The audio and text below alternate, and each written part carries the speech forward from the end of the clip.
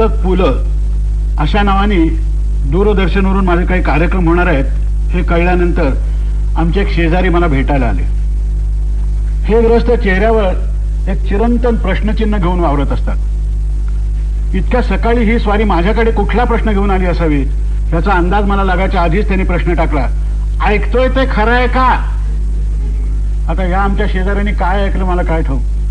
खरं म्हणजे मला त्या क्षणी ऐकू येत होतं समोरच्यांच्या रेडिओतलं भक्तिगीत, साक्षात विठ्ठलाच्या सहनशक्तीचा अंत पाहणार.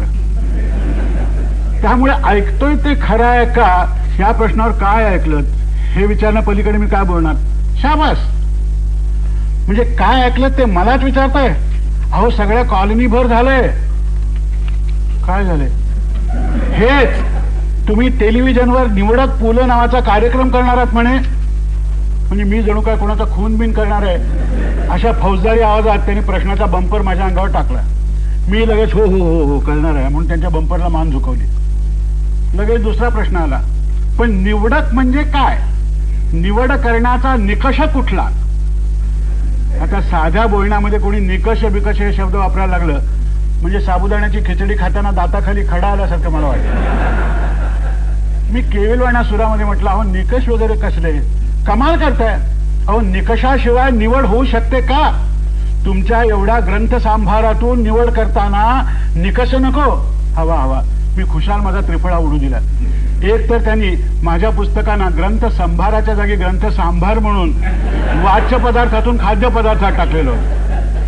तरीही मी माझ्या मनात साठलेल्या फुल्या फुल्या फुल्या नुसत्या एकत्र ठेवल्या तशात. समोरून मात्र अटीतटीच्या मॅन्डेटरी ओव्हर्स टाकल्यासारखी त्यांची एकदम सवालबाजी चाललेली होती. काय हो मी काय म्हणतोय? नाही निकषी की काय म्हणत होता.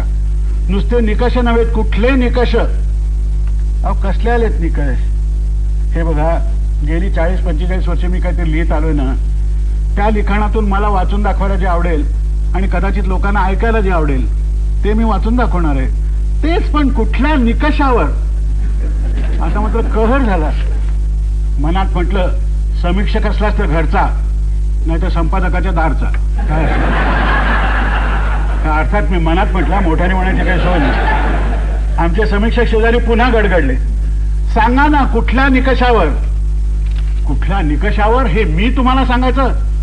म्हणजे तुमच्यासारख्या जगातल्या अनेक गोष्टींची जाणकारी असलेल्या, म्हणजे साहित्य, नाट्य, अभिनय, संगीत, नृत्य, कबड्डी, कुस्ती, झालंच तर गर्भजल परीक्षा, न्यूक्लिअर वेपन्स याची इतकी सखोल जाणकारी असलेल्या समीक्षकांनी, साक्षेपी समीक्षकांनी मी ही निवड कुठल्या निकषावर केली हे वास्तविक स्वतः ओळखून दाखवायला पाहिजे. मी सांगून काय उपयोग? आता माझ्या लेखनातलं काय म्हणतात तुमचं देव बरं करो, त्याला जे काही संपृक्त जे आहे, व्यामिश्र जे आहे, पृथगात्म जे आहे, आस्वाद्य जे आहे, अनास्वाद्य जे आहे, हे जर मीच तुम्हाला सांगितलं तर समीक्षक म्हणून तुमची जी अस्मिता आहे तिला धक्का नाही का बसला? आपण अस्मितेच्या धक्क्याला फार घाबरतो आली भयंकर. मी आमच्या शेजाऱ्याला त्याच्याच खाणीतल्या शब्दाने हाणून फुटवला.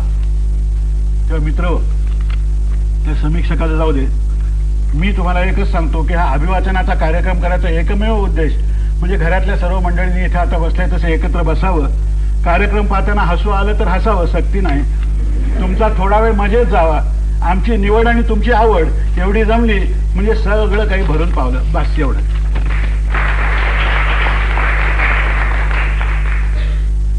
नामू चालता हो, पुन्हा तोंड दाखवू नकोस. नामू परटाला माझं हे वाक्य नवीन नाहीये. माझे कपडे त्याच्याचकडून फाटले किंवा गहाळ झाले पाहिजेत असे माझ्या कुंडलीमध्ये ग्रह आल्यापासून दर महिन्यातून कमीत कमी 2 वेळा तो हे वाक्य ऐकतोच आणि शांतपणाने म्हणतो, वहिनी कापड काढा. बस असं काही चेहऱ्यावर फरक. हा इसम संत व्हायचा तो परीट कसा झाला या विचारात मी पडतो. असला निस्संग माणूस माझ्या पाहण्यात नाही. त्या नामूची आणि माझी गाठ कोल्हापूरला एका चित्रपट कंपनीत पडली. अजून देखील आमीन पीएल साहेब एकदमच फिल्म इंडस्ट्रीत आलो असं तो माझ्या पाठीवर 10 ठिकाणी बोलल्याचं मी ऐकलेलं आहे. प्रत्येक प्रश्नाला तो जितकी स्वच्छ उत्तरं देतो तितके स्वच्छ कपडे जर धुतात तर काय बिघडलं असतं. पण नाही, त्यांनी इस्त्री केलेल्या कपड्यांना जितक्या सुरकुत्या असतात त्याच्या 1 दशांशाने चेहऱ्यावरती न पडता तो वाटेल त्या अवघड प्रसंगांना तोंड देत असतो. एखाद्या नटाच्या थाटामध्ये सध्या माझ्याकडे 8 पिक्चर आहेत असं सांगतो, म्हणजे 8 सिनेमातले नट नटी वगैरे लोकांचे कपडे धुण्याचं काम त्याच्याकडे असतं. नामूच्या भाषेमध्ये तो कपडे धुत नसतो, कापड धुत असतो. मी चित्रपट सोडून दिला. नामू मात्र अजून फिल्म लाईन मध्येच आहे. कोल्हापुराहून आता त्याचं पुण्याला स्थलांतर झालेलं आहे. त्यांनी दिग्दर्शकांना पान सिगरेटी आणून देणाऱ्या असिस्टंट लोकांना डायरेक्टर झाल्याचं पाहिलेलं आहे. आता त्यांच्यापैकी पुष्कळांनी पुष्कळ नावलौकिक मिळवला, तरी सुद्धा नामूच्या लेखी मात्र ते कोणी त्यातला चिम्या, कोणी अंत्या असेच आहेत. म्हणजे बाकीच्याने अनंतराव म्हटलं म्हणजे हा अंत्या असं. धोब्यानी कपड्याची बटणं तोडून आणणं आपण समजू शकतो, किंबहुना बटणं तोडणं हा धोब्याच्या हातचा मळ आहे. पण नामूची लीला ही फार वरच्या दर्जाची आहे. एकदा मी आणि एक दिग्दर्शक एका कथानकावरची चर्चा करत बसलो होतो. नामू कपड्यांचा गठ्ठा घेऊन आला. अंगात झकास शर्ट होता. आमचं लक्ष त्याच्या शर्टाकडे गेलं. मी त्याला विचारणार इतक्यात दिग्दर्शक ओरडले, नाम्या गाढवा माझा शर्ट. बराबर आला अंगाला. नामू कपड्यांच्या शांतपणाने घड्या रचित म्हणाला, लाज नाही वाटत, ठेवून देते कपडे, चालता हो. हरीच्या पण साहेब नवीन कॉन्ट्रॅक्ट झालं, आपलं डझन शर्ट शिवाल की असले. अरे पण न विचारता शर्ट चोरायचा म्हणजे. दिग्दर्शकांना पुढला डायलॉग सुचेना संतापाने. साहेब चोरला असता तर तुमच्याकडे घालून कशाला आलो असतो. पीएल साहेब तुम्हीच बघा. अरे आम्ही काय बघा, लेखा दुसऱ्याचा शर्ट परस्पर पळवायला नेमलाय काय तुला. खऱ्याची दुनिया नाही साहेब, खऱ्याची दुनिया. खऱ्याच्या दुनियेचा तुझा काय संबंध. मी ड्वायलाक म्हटला साहेब. नामूच्या हिशेबी काहीही चतुर बोलणं म्हणजे ड्वायलाक म्हणणं. कसला डायलॉग. साहेबांच्या नव्या पिक्चरचं नाव खऱ्याची दुनिया आहे का नाही. हा डायलॉग. बर साहेब स्टोरी कामी काय का रडरड. तुला काय करायचं पण. बाकी तुम्ही स्टोरी लिहिणार पीएल साहेब म्हणजे कामिकपणाचीच असणार म्हणा. साहेब कपडे काढा. कपडे बिडे काय मिळणार नाही. काष्ट काय पीएल साहेब. सुलोचना का हंसाबाई तुला घेऊन काढतो पिक्चर. प्रत्येक पिक्चर मध्ये आहेच की मी तुमच्या. बाकी हेही खोटं नव्हतं बरं का. नामूनी अनेक मॉपसीन मध्ये कामं केलेली आहेत. हा नामू म्हणजे मला एक कोरडा आहे तुम्हाला सांगतो. इतका कोडगा माणूस मी अजून कधी पाहिलेला नाहीये. कपडे एका विशिष्ट वारी आणून दिलेले आहेत असं कधीही झालेलं नाहीये. फक्त परगावला जायचं बाबा अशी 10 वेळा तंबी द्यावी तेव्हा वेळेवर येतो. तो देखील बहुधा गाडी सुटायच्या वेळेला. आयत्या वेळेला फलाटावर कपडे आणून देण्यामध्ये त्याला काय आनंदी आसुरी आनंद मिळतो परमेश्वरा ठाऊक. काल कपडे आणून देतो म्हणाला आज आणि आलाच का नाहीस. चेहऱ्यावरची घडी बिघडू न देता नामदेवराव म्हणाले, काल जरा जास्त झाली. काय जास्त झाली. मला डोळा बिळा मारून. नामू तुझ्या आई बापांनी तुला लाज लज्जा शरम या गोष्टी काही असतात वगैरे काही सांगितलं नाही कधी तुला. साहेब पॅन्टी नव्याशिवाय पुढल्या धुण्याला चाळण. 3-3 महिन्यात पॅन्टच्या चाळणी बऱ्या होतात. पॅन्टची शीट फार उखडली बघा पुराव्या दाखल. ती पॅन्ट अशी उलटी करून मला दाखवणार. तुला काय करायचं त्याच्याशी. कपड्यांचा हिशोब तर कधीही ठेवत नाही. नामू आला की सुमारे अर्धा तास 11 कपडे की 13 याबद्दल त्याची आणि माझ्या पत्नीची हुज्जत चाललेली असते. दरवेळेला हरवलेल्या कपड्यांचे पैसे धुलाईत वळते करून घेण्याच्या धमक्या दिल्या जातात. मग पुढल्या खेपेला हरवलेल्या चादरी पलंगपो सगळं हजर होतं. मग गेल्या खेपेला नाही काय म्हणालास. माणूस म्हणजे चूक व्हायचीच की. शेवटी मानव हा अपूर्ण पुरेपुरे. पुढलं वाक्य मला ठाऊक आहे कारण मीच लिहिलेला एका चित्रपटातला तो संवाद आहे. नामूला असले असंख्य संवाद आणि कितीतरी गाणी पाठ आहेत. मला वाटतं तो इस्त्री करताना ढगा शिवारा झुंजला रे काळा काळा कापूस पिंजला रे म्हणत आमचे पांढरे शर्ट काळे करत असणार. म्हणजे माझ्या भट्टाचं डाळिंब फुटलं म्हटलं की आमचं बटन तुटलं. कुठेतरी आता कशाला उद्याची बात वगैरे म्हणत उद्या अर्जंट कपडे आणून देण्याच्या बातामध्ये हिंडत असेल. तो चित्रपटांची सगळी परिभाषा जाणतो आणि कुठेही वापरतो. एकदा मला म्हणाला, साहेब एमडी साहेबाचं पिक्चर पाहिलं नाही. एकदम फॉग आहे. काय आहे फॉग. कुठेतरी कॅमेरामॅनच्या तोंडून फिल्मचा स्टॉक फॉग निघाल्याचं त्यांनी ऐकलेलं असतं. तेव्हापासून वाईट याला इंग्रजी शब्द फॉग आहे अशी त्याची समजूत आहे. ऍक्टिंग फॉग, गाणी तर अजिबात फॉग असतं. पहिल्या वीकलाच होल्डोर फिगरच्या खाली गेले साहेब. तुला काय ठाऊक रे होल्डोर फिगर काय आहे ते? मिनर्वाच्या मॅनेजरचे कपडे आपल्याचकडे आहेत ना साहेब. त्यांनीच सांगितलं.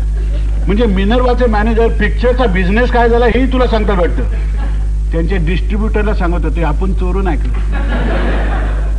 चोरून ऐकणे, कपडे चोरणे, दारू पिऊन जास्ती होऊन पडणे, दिला शब्दाला न जागणे, वारंवार उसने पैसे मागणे, ते परत आणून न देणे, यात काही किमान लाज बाळगावी लागते हे या इस्माच्या गावीच नाही. हा परीट कशानेही मळत नाही, सदैव स्वच्छ. चित्रपटातल्या मुहूर्ताला आगाऊपणाने सगळ्यात पुढे नामू, सगळ्यांच्या अगोदर. कचेरीमध्ये काही कथेची चर्चा किंवा इतर व्यवहाराची बोलणी चालू असताना आपण तिथे उभं राहण्याचं काही कारण नाहीये याची त्याला जाणीवच नाहीये. बरं, प्रतिष्ठितपणाची हौस नाहीये. पाठीवरच्या कपड्यांच्या ओझ्याखेरीज त्याला इतर कसल्याही दडपणाची जाणीव नाहीये. कुठल्या तरी एका इंग्लिश पिक्चरला आम्ही गेलो होतो, मी आणि माझी पत्नी. कुठल्याही मध्यमवर्गीयांच्या डरपोकपणाला साजेल असं वरच्या वर्गाचं तिकीट काढून बसलो होतो. काळोखात काही वेळाने माझ्या मांडीवर कोणीतरी थापटल्याचा भास झाला. अंधारात मी चमकून पाहिलं. पीएल साहेब पान खाणार? आवाज ओळखीचा वाटला. चित्रपटातल्या अंधारात काही वेळाने दिसायला लागतं. शेजारीच बुशशर्ट आणि पॅन्ट अर्थात दुसऱ्याची पॅन्ट चढवून नामूराव बसले होते. मी निमोटपणाने पान घेतलं. तंबाखू देऊ? नको नको, थुकाची पंचायत होते. खुर्ची खाली मारा पिचकारी, नामूचा सल्ला. चूप. समोरून कोणीतरी आवाज दिला. चायला डॉक्युमेंटरीत काय बघायचं असते? मेन पिक्चर तर इंटरव्हल पडल्यावर सुरू होत. काही वेळाने इंटरव्हल झाला. नामूच्या शेजारी आमच्याच चित्रपटात काम करणारी एक मध्यम वयाची लहानसहान भूमिका करणारी बाई डोक्यावरून पदर बिदर घेऊन माझ्या एखाद्या सरदार कन्येसारखी बसलेली होती. मला पाहिल्यावर तिने मोठ्या थाटात मला नमस्कार वगैरे असं ठोकला. वहिनी, आमची फॅमिली. नामूने आपल्या कुटुंबाशी तिची ओळख करून दिली. कोल्हापूरला एकदा त्यांनी आम्हाला सत्यनारायणाला बोलवलं होतं. त्यावेळी तिने याची फॅमिली पाहिलेली होती. हो हो, कोल्हापूरला भेटलो होतो नाही आपण. आमची बाको देखील नामूला नको त्या सभ्य पातळीवर आणत म्हणाली. नाही नाही, ती निराळी, ही स्टेपनी. कुठे संकोचाचा लवलेश स्पर्श नाही. मी आणि माझी पत्नी मात्र जागच्या जागी उगीच तरकलो. नामू, मी उगाच विषय बदलीत म्हटलं, इंग्लिश पिक्चर मध्ये काय समजतं रे तुला? फुकट पास आहे. म्हणजे इकडल्या मॅनेजरचे कपडे सुद्धा तूच फाडतोस वाटतं. नाही, डोअर कीपरचे. साहेब पण पिक्चर काय झकास आहे तुम्हाला सांगतो. वा वा वा, लवशीन काय घातले. ट्राली दिसती म्हणजे गार गार गार गार फिरवली ट्राली, काय सांगू. माझ्या सुदैवाने अंधार झाला आणि चित्रपट सुरू झाला. अधूनमधून त्या अंधारामध्ये नामू मला कोपरखाडा मारून लांगशाट लांगशाट बघा साहेब, क्लोजअप काय आहे, क्लोजअप बघा वगैरे आमची शिकवणी चालू होती त्याची. आता सिनेमाचे स्टुडिओ म्हणजे खऱ्या खोट्या खाजगी कहाण्यांचा आगर. नामूच्या तोंडून कुठलीही कहाणी ऐकताना गोखल्यांच्या अंकगणितातल्या उदाहरणा इतकी ती साफ होऊन येते. साहेब, काल अण्णासाहेबाला हातकड्या पडल्या. कोण अण्णासाहेब? आपले नवयुगचे का? मी आश्चर्याने विचारलं. वास्तविक या अण्णांना कधीतरी हा सोहळा भोगावा लागणार याचा मला अंदाज होताच, पण तो मुहूर्त इतक्या लवकर धरला जाईल अशी काही कल्पना नव्हती. दुसऱ्या प्रोड्युसरच्या मालकीचे फिल्मचे डबे चोरून विकणे, त्याच्या जागी स्टोअरमध्ये रिकामे डबे ठेवणे, कुणाचे काळे पैसे पांढरे करून देतो असं सांगून देणाऱ्याचे डोळे पांढरे करणे, खोटे हिशोब मांडणे, एक्स्ट्रा लोकांचे पैसे हातोहात उडवणे, असे त्यांचे बरेच पराक्रम होते. कपाळाला आबिरबुक्का लावून पदोपदी विठ्ठला पांडुरंगा असं विलक्षण कळवळ आणून म्हणणाऱ्या अण्णासाहेबाच्या हातात हातकड्या पडल्याचं ऐकल्यानंतर ते दृश्य डोळ्यापुढे माझ्या आलं आणि मला हसूच आलं. 6 महिने जातील जास्तीत जास्त. नामू माझ्या शर्टाची बटणं काढत म्हणाला, कशावरून? आणखी किती जाणार? दारू पेल्याबद्दल काय फाशी आहे? हा, अण्णासाहेबांना दारू पेल्याबद्दल पकडलं? वहिनी चादर फाटली आहे, आत्ता दाखवून ठेवतो. तूच फाडली असेल, आतून वहिनींचा जबाब आला. नामू चादर जाऊ दे रे, पण अण्णासाहेब दारू पित होते रोज. कापड काढा. अरे आपल्याला पत्ता नाही, कोण पुरवत होता रे दारू त्यांना? लॅबोरेटरीतला गणपत, 2 इजारी 6 नेहरू शर्ट. सगळी वाक्य एकाच सुरात. लॅबोरेटरीतला गणपत, 2 इजारी 6 नेहरू शर्ट. अरे पण गणपत दारू कशी पुरवत होता? स्टुडिओच्या मागल्या बाजूला भट्टी लावतात. तुला काय ठाऊक? मी बी तिथलीच पितो. यापुढे आपलं बोलणंच खुंटलं. मनाची समधातता की काय म्हणतात, ती संतांमध्ये सुद्धा एवढी असेल की नाही कोण जाणे. 3-4 अक्षरात त्याची वाक्य संपतात. ज्या कथा स्टुडिओतली माणसं चगळत चगळत बोलतात, त्या नामू 3-4 वाक्यात संपवतो. साहेब, कुरकळणी मेला. 3 शब्दात नामूने एका सकाळी कपड्यांच्या घड्या मांडताना कुलकर्ण्याला उडवला. वास्तविक ह्या कुलकर्ण्याची कथा अतिशय हृदयद्रावक होती. अशी बासरी वाजवणारा चतुर कलावंत चित्रपट धंद्यात माझ्या पाहण्यात नाहीये. संगीत दिग्दर्शकाने एकदा चाल ऐकवली की शामू कुलकर्ण्याने उचललीच. अचूक स्वर टिपायचा. नाजूक बुटकेलासा असणारा शामू अनेक वर्ष चित्रपटात बासरी वाजवत होता. अत्यंत आबोल, हसरा. एखादी चाल चांगली झालेली असली की शामूचा चेहरा पाहावा. त्याचे डोळे लखलखायचे, ओठ थरथरायचे असे. एखाद्या गोड हरकतीवर शामूची मान गाणाऱ्या पोरीसारखी अशी अशी करत हलायची. सर्वांना हव्या असण्या वाटणाऱ्या या पोरांनी गळ्याला फास लावून आत्महत्या का केली हे खरोखर कोणाला कळलेलं नव्हतं. चित्रपट व्यवसायातले सुष्ट आणि दुष्ट दोघेही हळहळले होते.